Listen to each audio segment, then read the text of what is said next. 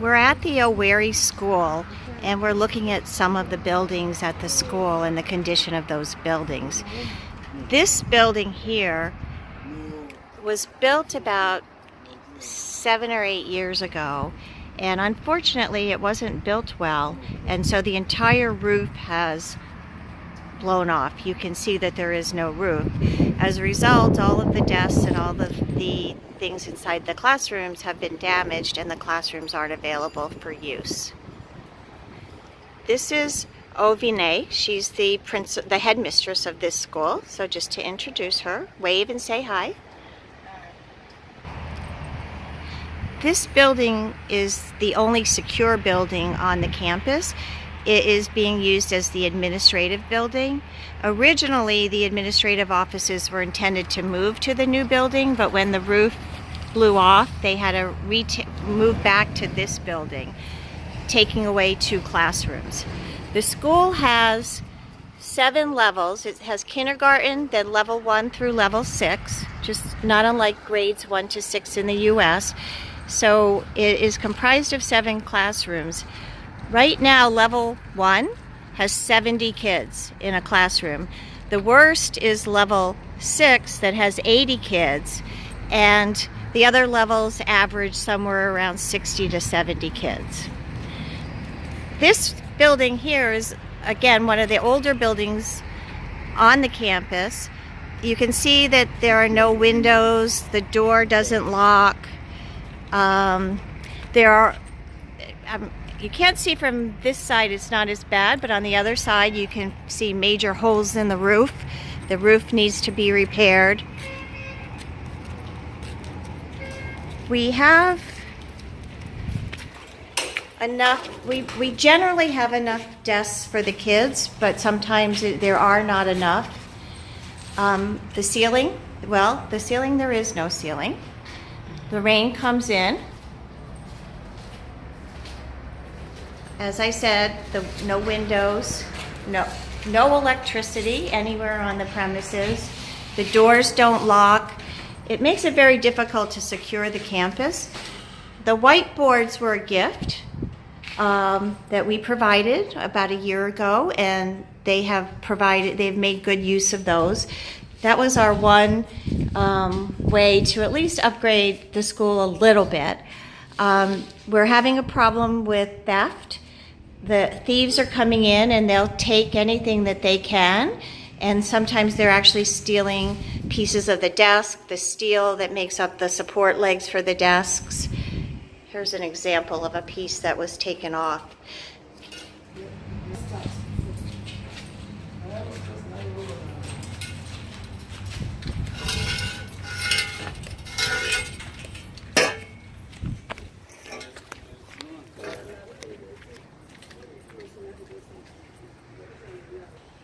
This is the other side of that same classroom. You can see that there's a couple of holes in the roof. There's a big hole in the side of the structure. Generally, the thought is that the cement foundation is sound, but the structure itself, we're going to attempt to repair it, but quite frankly, it would be better to just tear it down and start over. But the cost of that would be prohibitive. So to the left is the new building without the roof. This is our next classroom building. The next classroom building is very similar to the one we were just in. Each of these buildings has 2 classrooms. This building, we tried to do some repair on the roof, but there's still a problem with water seeping in. Still a problem with no windows, although we have shutters, as you can see. The doors can't be locked, which is a big problem, because until we can do that, we can't really combat people coming in and stealing from the property. So again, you can see there's no roof. It's been ruined through water damage for water coming in. The classrooms are quite stark. No doors. But you know, people still learn in these buildings. The kids still come here. and they still have the ability to attend school, and they care, they want to learn. As we move past the administration building and the two buildings we just looked at, we come to what is actually the building on the campus that's in the best condition. This building, about within the last year, the roof was able to be replaced, so it definitely is in the best condition of all the buildings. However, we again face the issue: no doors, no windows. I'm going to go ahead and go into the building so you can see one of the classrooms. Looks like they're doing some math and some English studies in this room. Again, as you can see, the classrooms are very stark.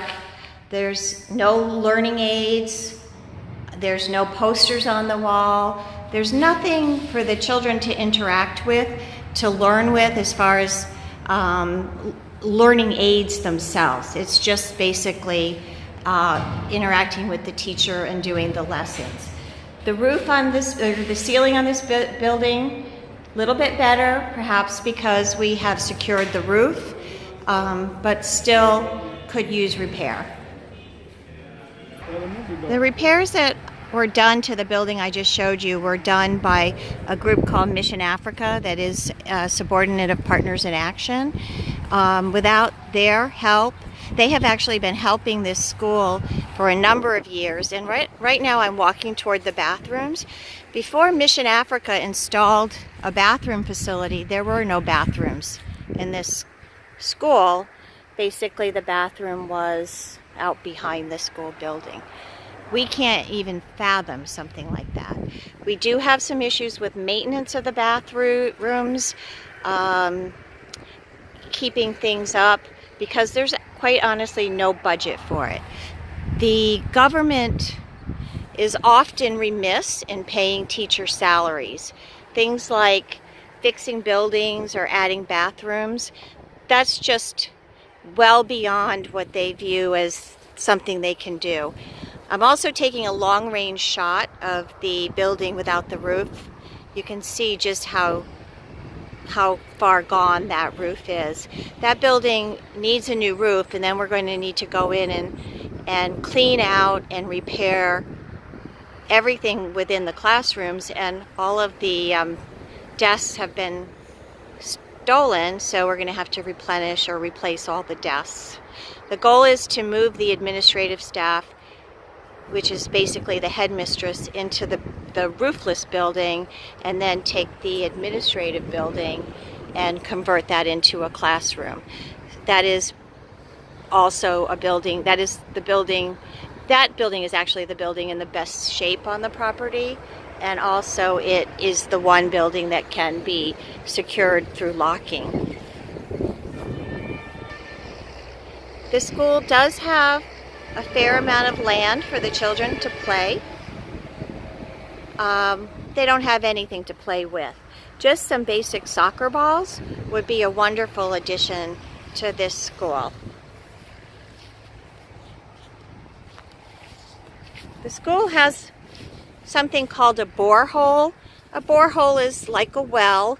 It's how they get water for the school. The kids come to this pump, and they manually raise and lower it, and that's how the water comes out the other side. So here's where they work the pump, and here's the outlet for the water. This pump broke sometime over Christmas break, and at this point we just found out that it's broken and that it needs to be repaired. The foundation of the pump was not made well and has some serious issues, and is actually a much costlier repair than we expected. One of the key things that we want to do as part of upgrading the school is ensure that we have good quality workmanship. Oftentimes you see in Nigeria that someone comes in and they don't do a great job with repairs, and so often the repairs last a very short period of time. So our goal is to find good quality contractors who will do a good job and who will also be honest in terms of what they charge us. It's not that hard for us in the US, but it can be a challenge in Nigeria. So we're talking with some of the community leaders to help us identify who can do the work that we can really trust. We have a small farm at the school. The headmistress gave us permission to use the land. Right now we've done some testing of different crops here, but right now with no water, because the borehole is not working, we can't grow anything. So once we get the water working, we want to put in a hose that will allow us to come back here to farm these beds and have a water source for them. So that's basically the compound. I'll kind of pan around here. You can see what we have. There's a lot of property here. With funds, there's a lot more we could do even than just repairing the current buildings. It would be wonderful to create a media room and a library for the children. The other biggest thing that we're finding here is, as I mentioned earlier, level 6 has 80 kids. Well, there's only one classroom for level 6, so we have 80 kids in one class. We do have 2 teachers. If we could raise funds to build more classrooms, then we could have 2 classrooms with 40 kids. Or in the case of level 1, which is grade 1 in the US, we could have 2 classrooms of 35 kids. But there is no money coming from the state to do those kinds of projects. What is happening actually is that most often teachers are not paid on time. The money from the state comes late. Teachers just received their January salary at the end of the month. It's not supposed to be that way, but they have in the past waited 2 or 3 months for their salary because the funding isn't secure. The other thing we see here at the school is there's just not enough food for the children. There's a government federal lunch program, and unfortunately, the lunch program only has enough funds to feed children in kindergarten through 3rd grade. Why is that? It's because that's just how far they get so much money from the government, and they get as much food as that money will purchase. And the school had to make a determination so that they determined that they would feed the children in the younger grades. Now those children often, many of them came to school without breakfast. And so the only meal they'll have that day is whatever they get for lunch from the government program. It's not much, but it's something. The kids in 4th, 5th, and 6th grade may come to school hungry and may remain hungry all day because they're not able to get lunch from the government money. So in fact, they may have had no breakfast, no lunch, and they go home and they're still hungry. So one of the things we'd really like to do is to enhance the capacity of the federal lunch program so that all the children at the school could be fed. Ideally, we'd like them all to be fed lunch and dinner. Ahead in the distance is the security, a guard shack for the security person, and there is a fence, a gate that we come through to get on the property.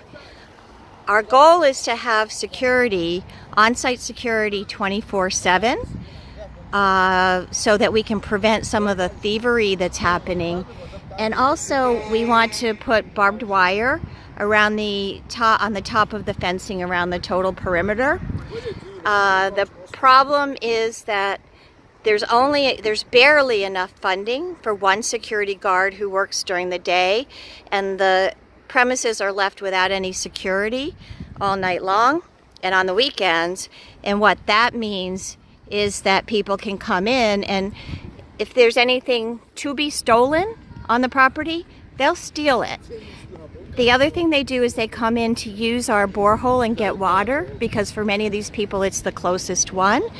And unfortunately, we need to put security on that so that people are only on the only people on the premises should be here, and they're only here during school time, and we can stop any thievery if we make any improvements. Certainly the last thing we want is for people to come in and steal from our hard work, and that they will.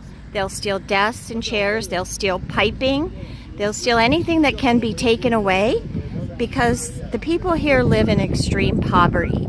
And when you live in extreme poverty, anything that has any value is something that you might take to sell.